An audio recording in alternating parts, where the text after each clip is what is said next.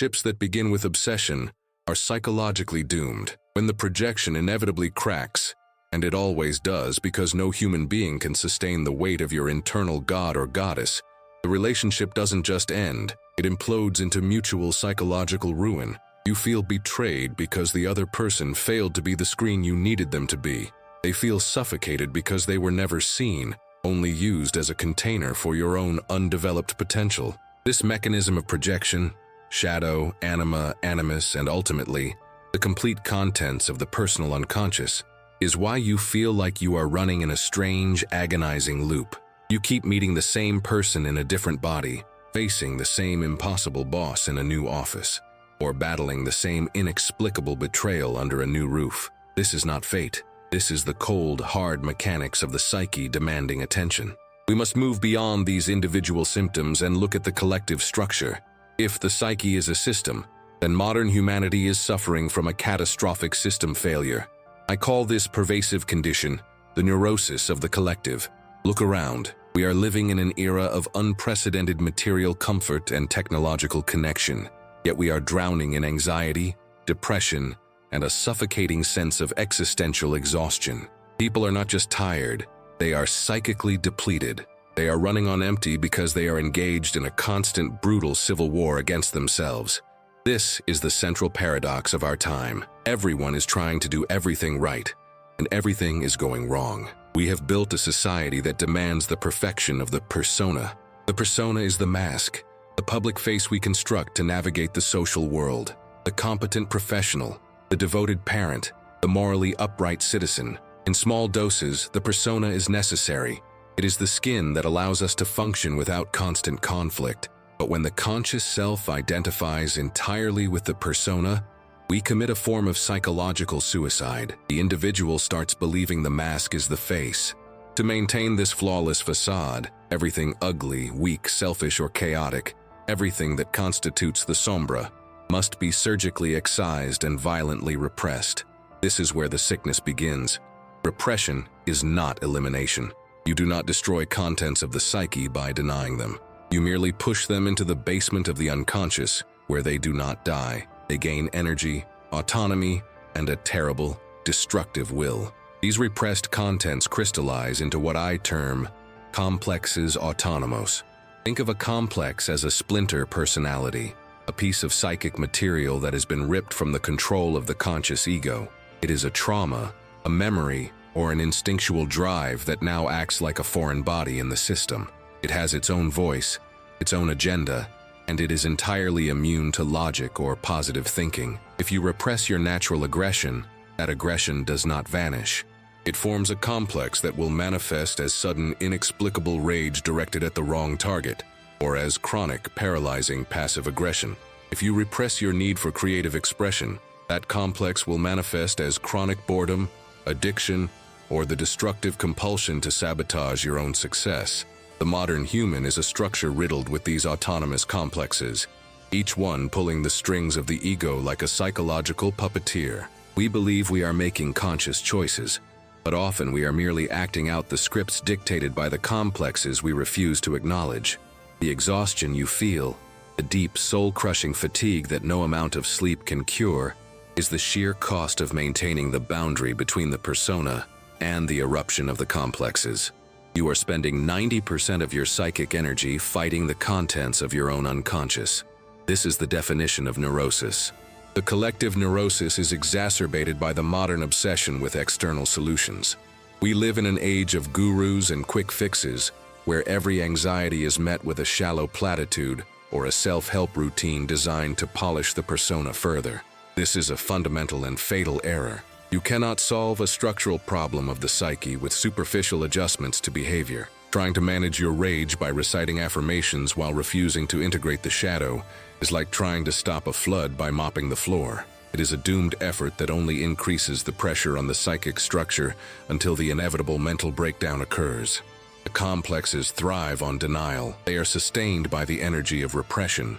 When society tells you to think positively, it is demanding further repression of the negative, instinctual realities of human nature. This advice is psychologically toxic. It forces the individual to deny the existence of the very contents that are causing the suffering. thereby empowering those contents. We are terrified of the abysmo, the terrifying, contradictory, and deeply ambiguous reality of our own interior. We prefer the comfortable lie of the persona, even if that lie is slowly draining us of life. We seek noise, constant activity, and mass identification because solitude and silence, the necessary conditions for confrontation, reveal the chaotic truth of the inner landscape. The result is a society fixated on the external world. We project our entire inner reality outward. We become obsessed with politics, with the moral failings of others, with the spectacle of the collective, because it provides an endless supply of screens upon which to project our own denied darkness. If you find yourself consumed by the moral failings of a public figure, look closer. You are likely witnessing the projection of your own shadow, which the public figure, by acting it out, has inadvertently externalized for you. You despise them with such intensity not because of what they are, but because of what they force you to see about yourself. This is the mechanism of moral outrage in the mass. It is not morality, it is psychological venting. It is the complex screaming through the mask. To escape this neurosis, there is only one path, and it is a brutal one: individuation. Individuation is not about becoming special or achieving enlightenment. It is the process of becoming whole, of integrating the disparate, autonomous, and often terrifying contents of the unconscious into a mature, resilient consciousness. This process begins with the ultimate act of psychological courage, turning around and facing the projector. It means withdrawing the projections you have carelessly scattered across the world and taking back ownership of your own darkness. This requires a profound sacrificium. You must sacrifice the illusion of the perfect persona. You must sacrifice the comfort of external blame. You must sacrifice the easy escape of mass conformity. The first step is confronting the shadow. This is the heaviest burden, the most terrifying confrontation. You must deliberately sit down with the anger, the envy, the lust, the greed, and the destructive impulses you have spent a lifetime denying. When you withdraw the shadow projection, the world suddenly becomes less irritating. The people who previously infuriated you become strangely tolerable, perhaps even pitiable. Why? Because they are no longer carrying your burden. You have taken back the responsibility for your own darkness. This is the true work of becoming a person. It is lonely, it is arduous, and it is the only viable alternative to psychological ruin.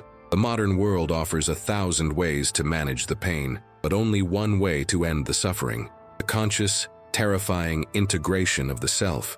If you refuse this confrontation, the complexes will eventually take over. They will run your life for you, leading you inevitably toward a profound psychological collapse. The choice is stark: suffer consciously or suffer the fate of the unconscious. The time for denial is over. The pressure is mounting. The structure is failing. We are witnessing the slow-motion psychological suicide of a civilization that refused to look inward. The confrontation with the shadow is only half the battle. If you manage to drag your own repressed darkness back from the world screen and own it, you immediately run headlong into the other great lie of modern life: the persona. The persona is not some light social mask you put on for a party. That's a pleasant delusion. The persona, in clinical reality, is a specific psychic mechanism, a rigid, often calcified structure built from the expectations of the collective. It is the compromise you struck with the world so that the world would leave you alone. It is the sum total of titles, roles, and behaviors you use to convince others, and crucially, yourself, that you are a coherent, acceptable human being. The successful executive, the perfect parent, the moral crusader, the detached intellectual. These are not identities. They are finely crafted suits of armor. This armor is a necessity for navigating the mass. You must have a functional persona to operate in society. Otherwise, you risk becoming a psychotic mess, unable to abide by the minimal constraints of reality. But the cold, hard truth is that the persona is inherently superficial. It is, by definition, what you are not. It is the psychological skin you shed to avoid facing the genuine, messy, contradictory reality of the seek beneath. Here lies the central tragedy and the greatest source of modern neurosis. The seek demands equilibrium. It cannot tolerate a vacuum. Therefore, the construction of a blindingly bright, flawless persona creates, by immediate and necessary compensation, a shadow of equal and opposite intensity. The more desperately you cling to the image of the saint, the more powerful and destructive the inner tyrant becomes. Every trait you repress, every genuine impulse, every destructive wish, every natural instinct does not vanish. It is simply pushed into the dark reservoir of the unconscious. There, these contents congeal, gathering energy like storm clouds, eventually forming those dreaded complexes autonomos. These complexes are psychological time bombs. They are fragments of yourself that have achieved a lethal autonomy. They operate outside the control of the conscious ego, waiting for the precise moment of stress or fatigue to erupt, causing catastrophic collapses. The sudden, inexplicable rage, the self-sabotaging mistake, the compulsive repetition of ruinous patterns. The man who identifies completely with the good provider persona is often crippled by a complex of dependency and infantile rage that sabotages his closest relationships. The woman who embodies the perfect caregiver often harbors a complex of ruthless self-interest that manifests as passive aggression or sudden, paralyzing burnout. They are not acting. They are being acted upon. They are puppets whose strings are pulled by the very darkness they sought to deny. The fatal error is the identification. You must never mistake the mask for the face beneath. When the ego becomes synonymous with the persona, the individual has committed a form of psychological suicide. They have sacrificed their genuine, messy, living self on the altar of social acceptability. The consequence of this fatal identification is a profound disconnect from internal reality. You stop listening to the deep, instinctive wisdom of the seek. You ignore the symptomatic whispers of the unconscious, the dreams, the anxieties, the persistent physical ailments. The persona is a structure built entirely on external validation. It needs constant applause and affirmation to maintain its illusion of solidity. But the world is a brutal place, and the persona is fundamentally brittle. It is not designed to withstand the cold shock of reality. Life inevitably strips away the titles, the roles, and the external scaffolding. Age takes the beauty. Competition takes the job. Illness takes the strength. When the persona cracks, and it always cracks, the ego, which has no internal foundation, collapses entirely. This is the moment of genuine mental breakdown. It is not an external failure. It is the inevitable self-destruction of a life founded on a lie. The repressed contents of the shadow, the autonomous complexes, flood the conscious mind, and the individual is left exposed, terrified, and utterly without defenses. They realize in a moment of existential terror that the person they thought they were never existed. They were merely the costume. To break this cycle, to truly end suffering rather than merely manage the symptoms, requires the painful, conscious dismantling of the persona. This is the first great sacrificium, demanded by the process of individuation. You must be willing to risk social rejection, to risk being misunderstood, to risk the terrifying freedom of standing naked before yourself. Individuation is not about becoming better or happier. It is about becoming whole, a brutal, difficult, often contradictory wholeness. It means integrating the shadow, withdrawing the projections, and accepting the necessary burden of consciousness. It means realizing that the drama playing out on the world stage, the betrayal, the oppression, the inexplicable malice, is, in its essential core, a reflection of the unintegrated contents of your own seek. The modern individual, trapped between a blinding persona and a raging shadow, seeks refuge in the comforting stupidity of the mass. They immerse themselves in collective movements, ideologies, and external dramas because the silence of their own interior is utterly terrifying. The mass offers the illusion of security, dissolving individual responsibility into collective delusion. But the mass is merely a magnifying glass for neurosis. When 1 million individuals, each carrying their unintegrated shadow, merge into a collective, those autonomous complexes become amplified, projected onto the political screen, the opposing tribe, the external enemy. This is the mechanism by which individual psychological sickness becomes societal ruin. We see this today, a civilization in the grip of mass projections, frantically fighting the symptoms of its own internal decay. You must step out of the crowd. You must accept the profound, necessary solitude required for this work. The only way to stop the relentless repetition of your life's narrative, the same disappointments, the same conflicts, the same self-betrayals, is to turn away from the screen, face the projector, and take responsibility for the film you are making. The choice is stark, and time is running out. The structure of the collective seek is failing. We are witnessing the inevitable consequence of millions of individuals refusing the burden of consciousness. The noise, the distraction, the frantic search for external solutions.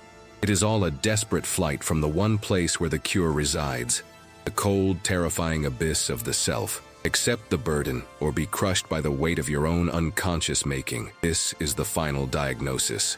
The realization that you are the author of your own psychological simulation is not the end of the struggle. It is merely the recognition of the battlefield. The moment you turn from the screen to the projector, you discover that the machine is not empty. It is run by independent entities, fragments of the seek that have broken off from the central command of the ego and developed a terrifying autonomy. I called these the autonomous complexes. Look at your life honestly. You know the feeling, that moment when you say or do something completely against your conscious intention, the moment you promise yourself, never again, only to find yourself repeating the exact same destructive pattern the next day. You feel possessed. You are possessed. A complex is essentially a trauma, a repressed memory, or an unintegrated emotional charge that has gained a life of its own. It is a splinter personality, a small yet powerful psychic system functioning outside the control of the ego. They are not ghosts or spiritual entities. They are hard, observable psychological facts. They are the wounds that refuse to heal, turning into internal tyrants. The terrifying truth is this: most people are not the drivers of their own lives. They are passengers who occasionally get to look out the window. The car is being driven by a complex. The mother complex, the power complex, the victim complex, which hijacks the entire vehicle when triggered. When a complex is activated, the ego, which prides itself on its control and reason, is instantly subordinated. All your rational planning, your moral codes, your well-meaning intentions simply vanish. The complex takes over the controls. It speaks through your mouth, compels your actions, and directs your projections. This is why you feel utterly helpless in the face of your own worst habits. You are fighting a part of yourself that has secured its own psychic sovereignty. And these complexes are insidious. They don't just cause dramatic breakdowns. They operate in the mundane. They filter your perception. If you carry a strong inferiority complex, every interaction, no matter how neutral, will be filtered through the lens of potential rejection or slight. You are not seeing the person. You are seeing the complex's interpretation of the person, designed to reinforce its own existence. The complex demands repetition. It needs the familiar pain, the familiar failure, because that is its established structure. It is a compulsion toward repetition, a psychological suicide enacted daily. The path of individuation, the integration of the self, is nothing more than the cold, brutal work of dismantling these autonomous systems. It means facing the fact that your own mind is your greatest enemy, run by contents you created and then forgot. This work requires a sacrifice, the sacrifice of the comfortable illusion of control. You must descend into the abysmo where these complexes reside, not to fight them with willpower, which is the ego's weakest tool, but to understand their origin and integrate their energy back into the whole seek. Nietzsche said, "He who fights with monsters should look to it that he himself does not become a monster." I would modify that. He who fights his complexes must understand that he is fighting pieces of himself. To defeat them is to integrate them. To run from them is to guarantee perpetual psychological slavery. The modern individual, addicted to external noise and mass thinking, is not merely neurotic. He is functionally fragmented, ruled by a committee of internal dictators he refuses to acknowledge. This is the diagnosis. This is the cold, hard truth. You cannot negotiate with a complex. You cannot reason with it. It only understands one language: conscious recognition and assimilation. Until you acknowledge that the source of your misery is not the boss, the spouse, or the economy, but the internalized tyrant running the show inside your own head, you will remain forever trapped in the same loop. This is why self-help fails. It addresses the symptoms on the screen, the anxiety, the depression, the relationship failures, while ignoring the power source behind the projector. The complex doesn't want to be fixed. It wants to remain autonomous. It fights back with every defense mechanism the inconsciente can muster: denial, rationalization, and the most powerful defense of all, projections onto the collective. When the inner tyrant is too terrifying to face, the mind throws its contents outward, onto the political stage, onto the opposing group, onto the figureheads of society. This is the mechanism of mass hysteria. The individual, unable to carry the weight of his own internal darkness, throws that darkness onto the external world, and then joins the massa to fight the externalized symptom. The collective neurosis we observe today, the polarization, the irrational hatred, the fanaticism, is nothing more than millions of unintegrated autonomous complexes running wild and manifesting as societal ruin. You must accept the fardeau of individuation. The choice is simple: suffer the internal dissolution of your own being, or undertake the heroic, lonely work of integrating the shattered fragments of your seek. The world does not need more positive thinking. It needs more conscious individuals. Stop looking for salvation outside yourself. The cure and the danger are both within. Face the projector. Face the complex.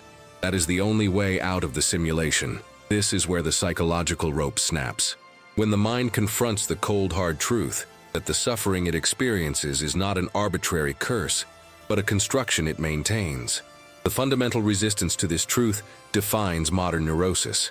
We are addicted to the comfort of external blame. It is infinitely easier to despise the politician, the neighbor, the ex-partner, or the system than to acknowledge that the venom we feel is brewed in our own psychological kitchen. You must understand the function of the external villain. The villain of your story, the person or group you attribute ultimate malice to, is a necessary creation of the unconscious.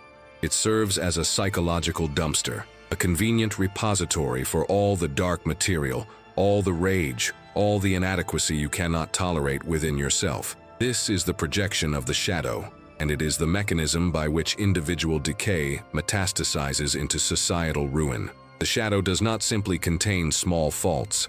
It holds the capacity for genuine psychological evil, the instinctual drive toward destruction, the profound selfishness, the raw, unadulterated will to power that civilization demands we repress. When this material is repressed, it does not vanish. It forms an autonomous complex, a personality fragment that operates outside the control of the conscious ego. This complex, now operating with a will of its own, demands expression. Since the ego cannot admit, "I harbor destructive rage," the complex forces the ego to declare, "That person out there harbors destructive rage, and I must fight it." This is how moral indignation becomes a form of psychological self-soothing. When you are railing against external injustice, you are not engaging in objective morality. You are venting the pressure of your own unintegrated contents. You are using the world as a gigantic public therapeutic stage to perform a drama you refuse to perform internally. Look closely at the figures and groups you despise with irrational fervor. If the hatred feels disproportionate, if it consumes your attention like a fever, you are not dealing with objective reality. You are standing before a broken mirror, staring at a magnified reflection of your own rejected self. The intensity of your external judgment is a precise measure of the severity of your internal repression. The great danger of this mechanism is that it provides a perverse sense of completeness.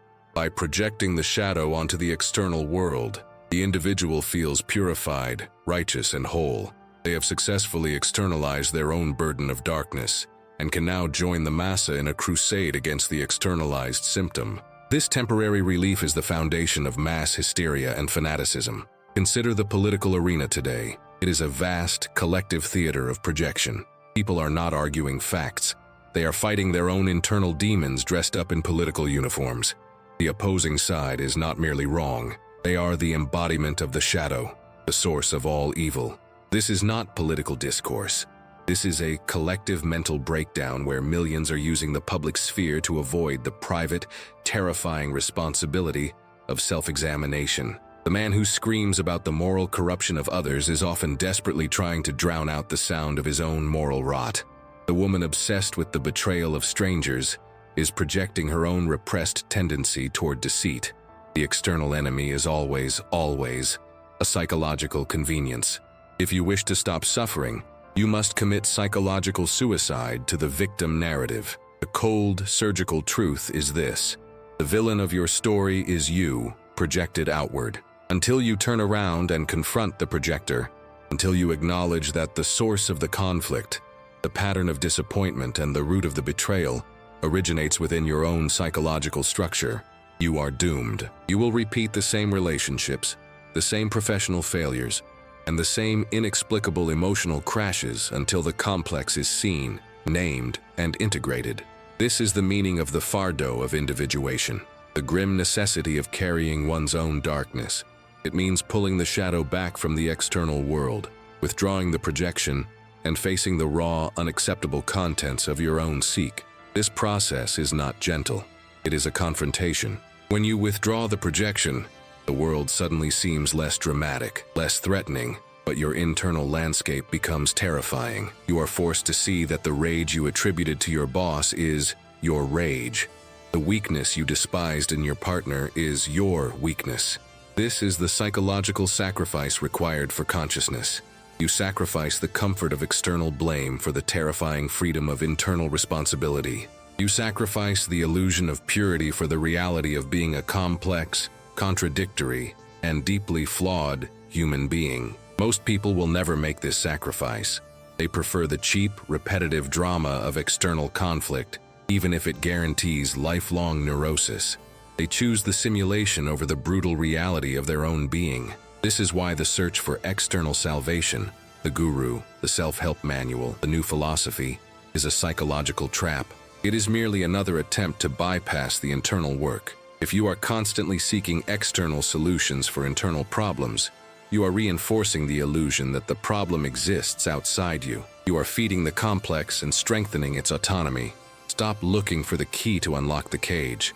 You are the one holding the key, and the cage is your own mind. The modern human being is suffering from a devastating epidemic of projected neurosis.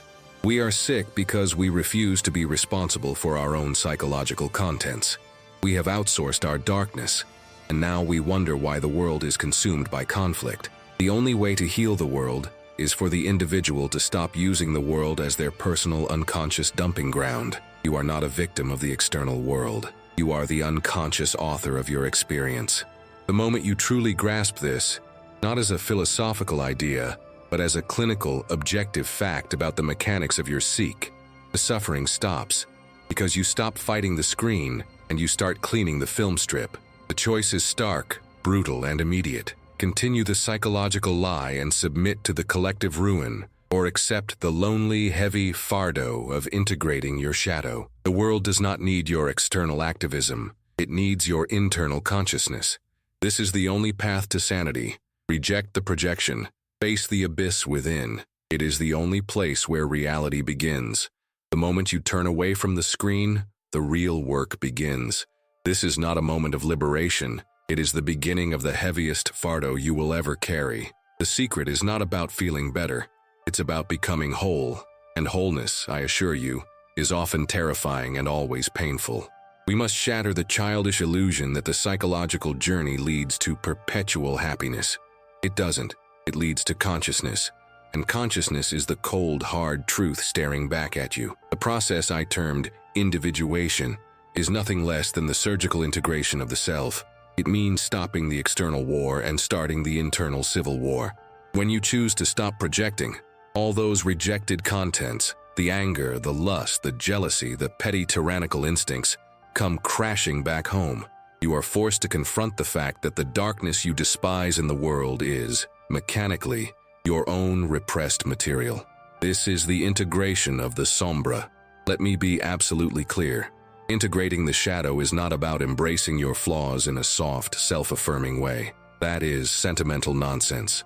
Integrating the shadow is the brutal recognition of your own objective capacity for psychological evil. It is the moment you admit, clinically and without romance, that you possess the mechanism for every atrocity you condemn in others. You must look into the abyss of your own psyche and see the potential murderer, the potential tyrant, the potential betrayer. Until you accept this, that potential remains autonomous, lurking in the dark corners of the unconscious, and it will express itself, not through conscious choice, but through unconscious compulsion, and, inevitably, through projection onto the external world. The modern human refuses this sacrifice. They prefer to see themselves as pure victims of external forces. while simultaneously outsourcing their psychic filth onto political enemies, cultural scapegoats, or generalized social injustice.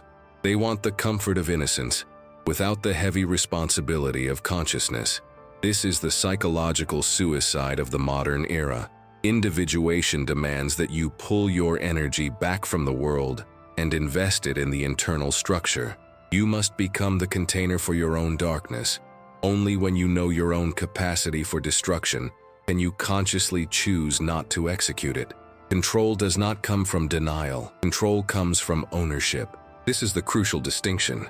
We do not get rid of the shadow. We integrate it into the conscious ego structure, transforming a dangerous, autonomous complex into a controlled, available source of primal energy. The man who has integrated his shadow is not a saint. He is simply the one who knows where the kill switch is located.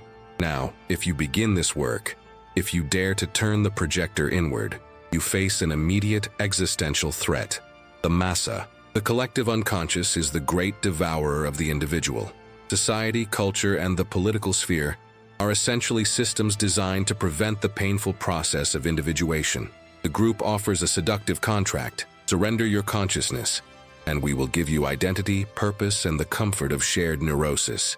When you start to individuate, you become a psychological anomaly. The group, driven by its own terrified complexos autonomos, will instinctively try to pull you back into the shared delusion. They will demand that you continue to project, that you continue to participate in their emotional theater, and that you share their externalized blame. The individual striving for consciousness must learn to defend their nascent self. This requires two surgical practices: strategic silence and what the old mystics called sancta indifferentia, holy indifference.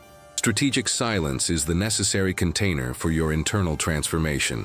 You cannot process the immense weight of integrated shadow material while constantly broadcasting your findings or seeking external validation. The moment you speak of your internal struggles to the uninitiated, you invite contamination. You invite projection back onto yourself. The world does not want to hear that you are the source of your own suffering. It wants you to participate in the collective complaint. Therefore, you must hold your psychological gains in silence. This is not secrecy, it is preservation. The second defense is holy indifference. Understand this: the world you observe is largely a film produced by the unconscious of the collective, overlaid with your own personal projections. When the collective demands your outrage, your absolute moral alignment, or your emotional exhaustion, it is attempting to hijack your consciousness and drag you back into the collective neurosis. Holy indifference is the practice of observing the external drama, the political frenzy, the cultural hysteria, the moral panics, with a profound, clinical detachment. It is not apathy, it is surgical non-participation. You recognize that the drama unfolding is merely the collective projection of unintegrated shadow material. You do not fight the screen, you simply refuse to be drawn into the movie. The moment you become emotionally invested in an external projection, you have lost the battle. The complex has won. Your task is not to change the world. Your task is to establish a psychological fortress around your own core. You must become profoundly, terrifyingly lonely. The path of individuation is the path of the ultimate solidome. You will find that those who remain comfortably submerged in the collective delusion will misunderstand your detachment as coldness, arrogance, or moral failure. Let them. Their judgment is merely the sound of their own unlived life echoing back at you. The price of consciousness is the absolute surrender of the need to be understood by the massa. This is the true sacrifice. You are sacrificing the comfort of belonging for the brutal necessity of being yourself. The vast majority of people will reject this path. They will retreat into the familiar patterns of repression and projection, preferring the comforting lie of external victimhood to the terrifying truth of internal authorship. They will continue to seek gurus, self-help manuals, and political saviors, anything to avoid the cold, empty room where they must sit down with their own unvarnished seek. And what is the result of this collective refusal? Neurosis. Neurosis is simply the suffering of a psyche that has failed to establish a connection between the conscious and unconscious contents. When the conscious ego refuses to accept the shadow does not disappear. It becomes autonomous, manifesting as crippling anxiety, inexplicable compulsions, self-sabotage, and the constant repetition of destructive patterns. The modern world is experiencing a global neurose because the individual has failed. We have built an external civilization of unprecedented complexity, but we have failed to build the internal structure necessary to contain it. We are children playing with atomic bombs. If you are serious about ending your suffering, you must cease the search for external solutions immediately. Stop trying to fix the world. Stop trying to fix other people. Turn around. Clean the film strip.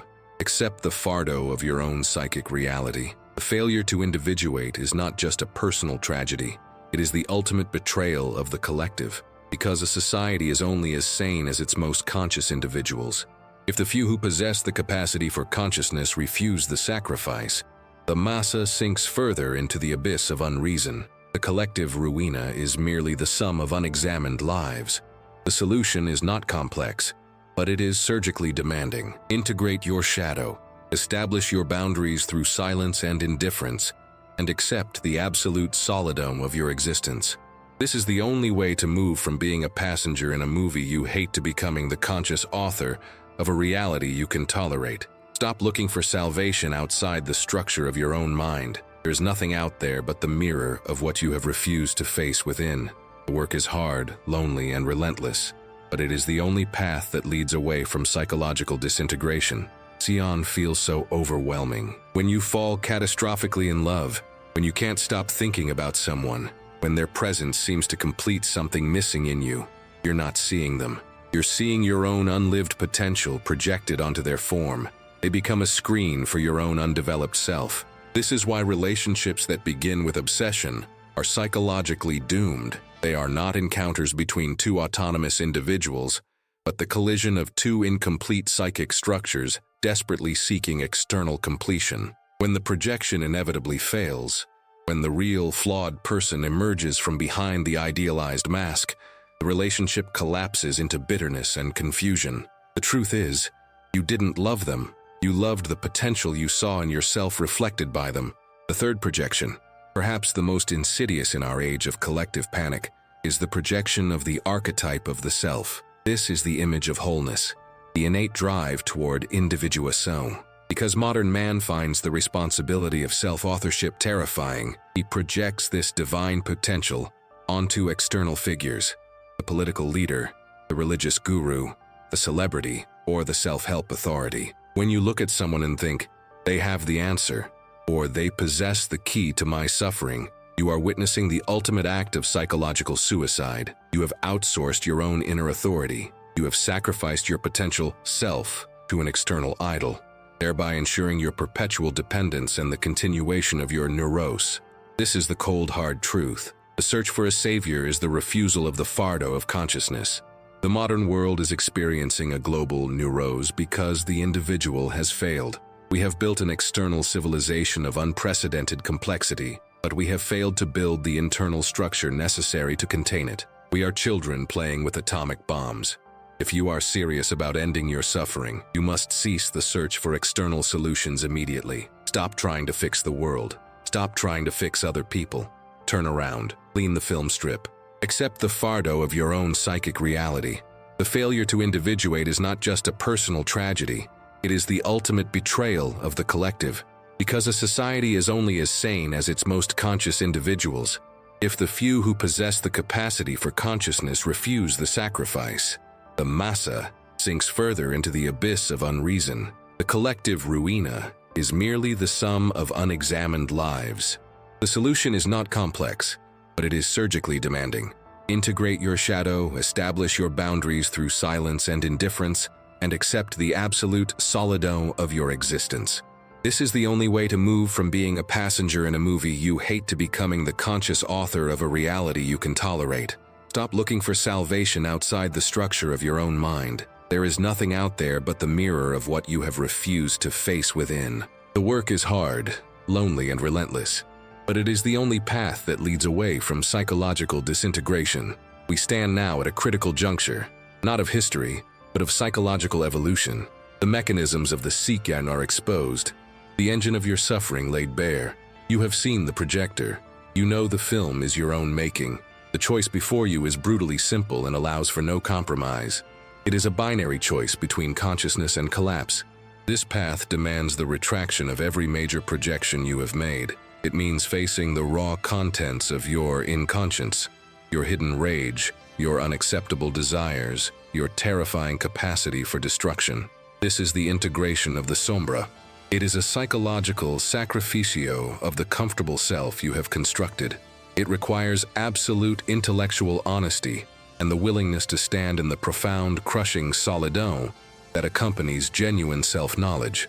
You will lose your illusions, and with them, you will lose the comforting company of the massa. You will see the world as it is, a terrifying, meaningless void upon which you must impose your own meaning. This path is pain, but it is the pain of growth. It is the beginning of life lived in objective reality, rather than subjective delusion. This is the easier choice, the default setting of modern life. It means maintaining the neurosis. It means doubling down on the projection, seeking ever more external enemies, chasing ever more external saviors, and endlessly consuming the self-help narcotics that promise effortless change.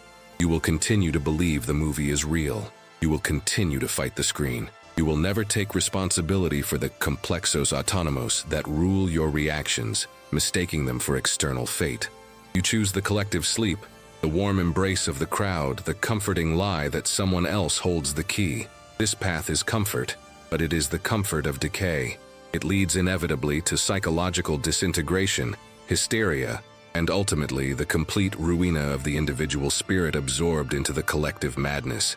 There is no middle ground. You cannot integrate the sombra halfway. You cannot be semi-conscious. You are either the conscious author of your internal world, or you are a puppet directed by your own repressed contents.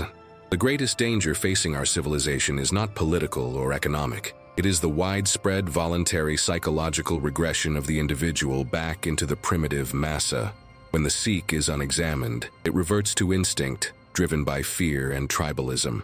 We are witnessing the result, a global descent into unreason, characterized by moral panic, irrational hatred, and the compulsive need to destroy the projected enemy. If you have truly heard this diagnosis, if the truth has landed, not as a clever idea, but as a visceral recognition of your operational failure, then your life as you know it is over. You are now burdened with the knowledge of your own agency. You cannot unsee the projector. The question is not whether you can handle the truth, but whether you can afford the cost of the lie. The price of the lie is your soul, your sanity, and ultimately, the survival of the very structure of Western consciousness. If you are one of the few who still possess the capacity for critical observation, if you recognize the urgency of this internal work, then the time for idle searching is finished. Stop seeking external validation. Stop reading the books that promise easy grace. Turn inward, face the terror, accept the sacrificio. This is the only ethical imperative left to the conscious individual. The path of individuation is a terrifying, lonely process, but it is the only viable alternative to the collective abysmo. If this analysis resonates with the demanding, rigorous part of your intellect, the part that refuses the superficial comfort of the massa, then commit to the work. Subscribe to the demanding path of consciousness. The world is sick. Its cure begins and ends with the surgical discipline of the self.